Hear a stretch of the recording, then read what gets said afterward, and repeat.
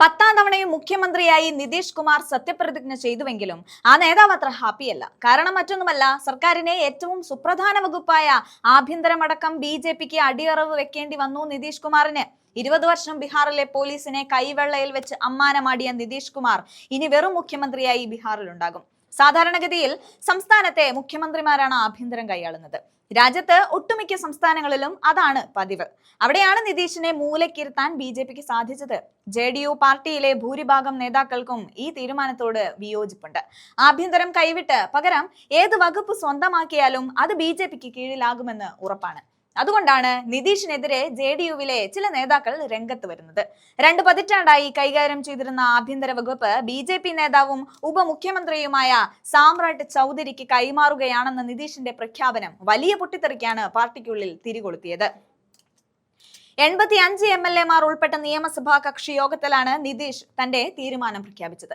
അതിൽ 25 എം.എൽ.എമാർ നിതീഷിന്റെ തീരുമാനത്തെ തുറന്നെതിർത്തു. ഇതിനു പുറമെ ബി.ജെ.പി നേതാവും മറ്റൊരു ഉപമുഖ്യമന്ത്രിയുമായ വിജയ് സിൻഹയ്ക്ക് റവന്യൂ, ഖനി തുടങ്ങിയ സുപ്രധാന മന്ത്രാലയങ്ങളും ലഭിച്ചു.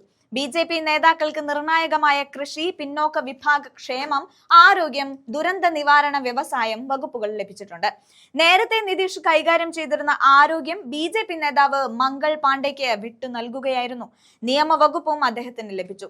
Road and housing, SC&ST, welfare, tourism, IT and sports, fisheries and animal resources, പരിസ്ഥിതി ആൻഡ് കാലാവസ്ഥാ വ്യതിയാനം എന്നിവയാണ് ബി.ജെ.പിക്ക് നൽകിയിട്ടുള്ള മറ്റ് വകുപ്പുകൾ.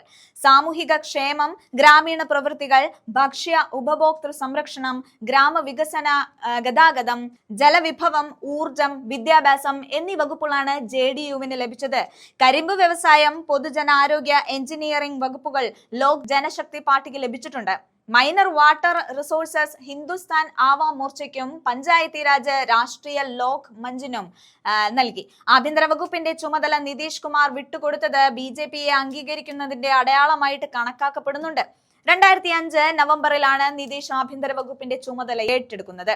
2014 മെയ് മുതൽ 2015 ഫെബ്രുവരി വരെയുള്ള കാലയളവിൽ ഫെഡറൽ തെരഞ്ഞെടുപ്പിൽ ജെ.ഡി.യു പരാജയപ്പെട്ടതിനെ തുടർന്ന് നിതീഷ് രാജിവെച്ചപ്പോൾ മാത്രമാണ് വകുപ്പ് നഷ്ടപ്പെട്ടത്. മുഖ്യമന്ത്രിയായിരുന്ന ഹിന്ദുസ്ഥാൻ ആവാം മോർച്ചയുടെ ജിതൻ മാഞ്ചിക്കായിരുന്നു അന്ന് ചുമതല. ബീഹാറിലെ NDA സഖ്യത്തിൽ ബി.ജെ.പിയാണ് ബിഗ് ബി എന്ന് അംഗീകരിക്കലാണ് ആഭ്യന്തര വകുപ്പിന്റെ വിട്ടുകൊടുക്കൽ എന്ന് രാഷ്ട്രീയ വിദഗ്ധർ വിലയിരുത്തുന്നുണ്ട്. ബീഹാർ തെരഞ്ഞെടുപ്പിൽ നിതീഷ് കുമാറിന്റെ നേതൃത്വത്തിൽ ജെ.ഡി.യു 85 സീറ്റുകൾ നേടിയപ്പോൾ 89 സീറ്റ് നേടിയ ബി.ജെ.പി ഏറ്റവും വലിയ ഒറ്റകക്ഷിയാവുകയായിരുന്നു. നേരത്തെ മന്ത്രിസ്ഥാനം വീതം വെക്കുന്നതിനായി ഡൽഹിയിൽ നടക്കുന്ന NDA യോഗത്തിൽ സ്പീക്കർ സ്ഥാനം ആർക്ക് എന്നതിൽ തർക്കമുണ്ടായപ്പോഴും ആഭ്യന്തരം വിട്ട് നൽകില്ല എന്ന് നിതീഷ് കട്ടായം പറഞ്ഞിരുന്നു. കഴിഞ്ഞ നിയമസഭയിൽ ബി.ജെ.പി നേതാവ് നന്ദ് കിഷോർ യാദവ് ആയിരുന്നു സ്പീക്കർ. ജെ.ഡി.യുവിന്റെ നരേന്ദ്ര നാരായൺ യാദവ് ഡെപ്യൂട്ടി സ്പീക്കർ ആയിരുന്നു. 6 എം.എൽ.എമാർക്ക് ഒരു മന്ത്രി എന്ന ഫോർമുല അനുസരിച്ചാണ് മന്ത്രിസ്ഥാനങ്ങൾ വിഭജിക്കുക എന്ന് അറിയിച്ചിരുന്നു. ഇതിന് പിന്നാലെ ബി.ജെ.പിയും ജെ.ഡി.യുവും പ്രത്യേക നിയമസഭാ കക്ഷി യോഗം വിളിച്ചിരുന്നു. ഇതിനുശേഷമാണ് NDAയുടെ നിയമസഭാ കക്ഷി യോഗം ചേരുന്നത്. കഴിഞ്ഞ കാലങ്ങളിൽ ക്രമസമാധാന നില തകർന്ന അവസ്ഥയിലൂടെയാണ് ബീഹാർ കടന്നു പോകുന്നത്. ഇതോടെയാണ് ആഭ്യന്തര വകുപ്പ് നിതീഷ് കുമാറിൽ നിന്ന് എടുത്തു മാറ്റണമെന്ന ആവശ്യം ശക്തമാകുന്നത്. ഇത് ബി.ജെ.പി NDA യോഗത്തിൽ അറിയിച്ചപ്പോൾ പൊട്ടിത്തെറിച്ചാണ് നിതീഷ് കുമാർ പ്രതികരിച്ചത്. പിന്നാലെയാണ് നിതീഷ് ഡൽഹിയിലേക്ക് തിരിച്ചത്.